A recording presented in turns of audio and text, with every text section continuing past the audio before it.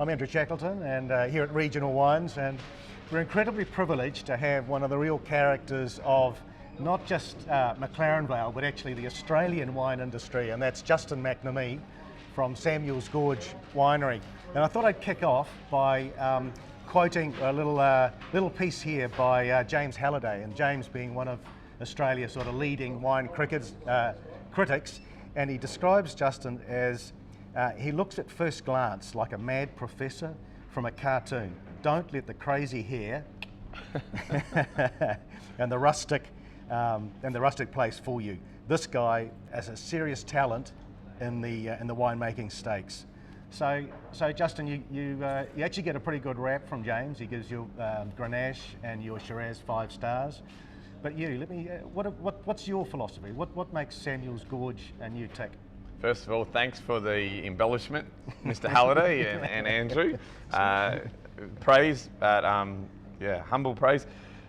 Look, to be honest, I like to make people smile. I like to make hearts sing. So our wines have an honesty and an integrity, less about enology, less about technical talk, more about passion, love, and people.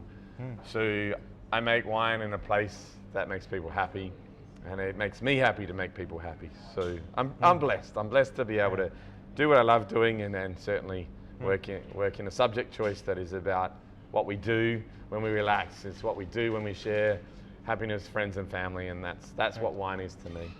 Because at one stage you were one of Australia's youngest sort of stars. You're appointed the chief winemaker at Tatachilla, and then you progressed from there. You decided to give that away really, and then focus on your own vision, your own dream.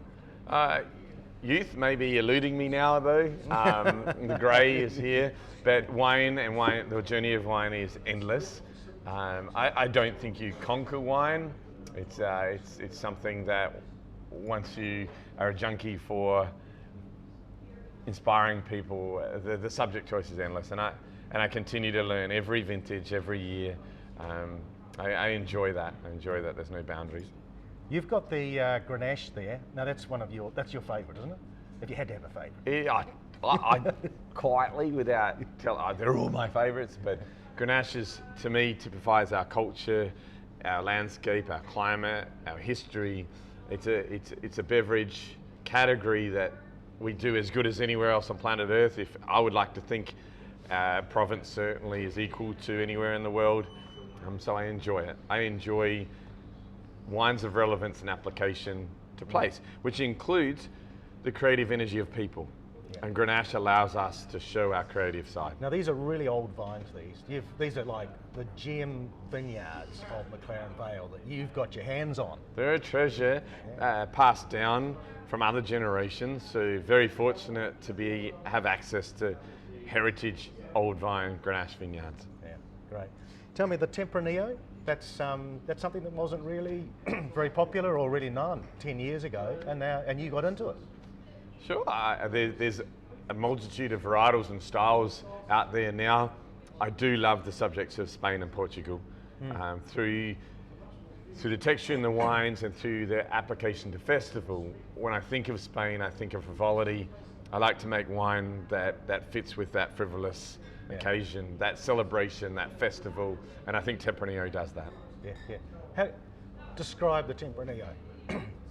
When you smell it, what do you do? It romances me on the aromatics, the smell. Yeah. I like that exotic Euro cherry, that twist of wild fennel, the Euro cherry I call it. But then the texture takes you to food. Yeah. It will link you to food.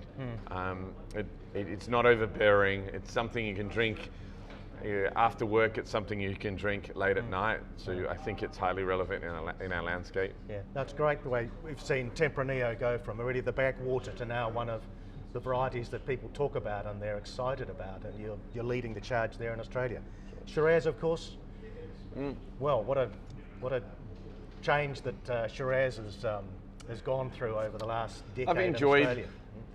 communicating the relevance of Australian Shiraz, because there are a multitude of expressions of Shiraz, some of which are quite generous, some of which are quite subtle. And to me, we should appreciate the diversity in the category of Shiraz. And so I like being part of that. Our particular wine is driven by freshness and black fruits, and accessibility and detail. So I do think that we need to learn that Shiraz ain't Shiraz ain't Shiraz. Yeah, great. No, it's a credit, and I just thought Halliday gives it, I think, at 93 or 94 stars. So he rates it. I enjoy that. Excuse me. The wine critics enjoy it. I particularly enjoy when sommeliers and retailers get behind your culture. Most of all, I love it when people take our wines home, rip the top off, and drink it, and come back for more. At the end of the day, the people that are important are those that are consuming and enjoying our work. Justin, I've been on the road with you for a couple of days now, and you've mentioned this phrase peasant culture many, many times. Do you want to elaborate a little bit on? Sure. On what I that aspire is? to be the world's best peasant. I find flavour in history. I find honesty and innocence in people that are humble. And so the wine culture I have is very old school, and it's slowed down, it's not industrial. And I think when you do that, you find detail and nuance, and you find romance, and it takes you back to a place made by someone, by their hands, by dirt under the nail. And that's what I mean by peasants. Yeah. Salami's made like that, cheese is made like that. And so I respond to the old world in a contemporary kind of way. Great.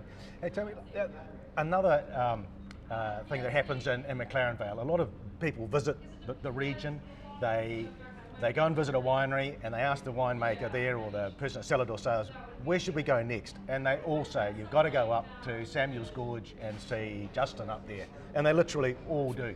What is it about this wonderful place you've got up on the hill there? Apart from you, of course. It's beautiful when people are directed to our place. I think the world is overwhelmed by signs. The challenge of finding the destination, once you come down the long driveway on top of the hill, there's a 150-year-old heritage barn. The panorama is beautiful, but really it's a place to be creative, it's a place to be passionate, and I think that's what you see through great wine is the people power. I think we should not underestimate that. So the barn is a place to be creative. Yeah. It's very, very beautiful.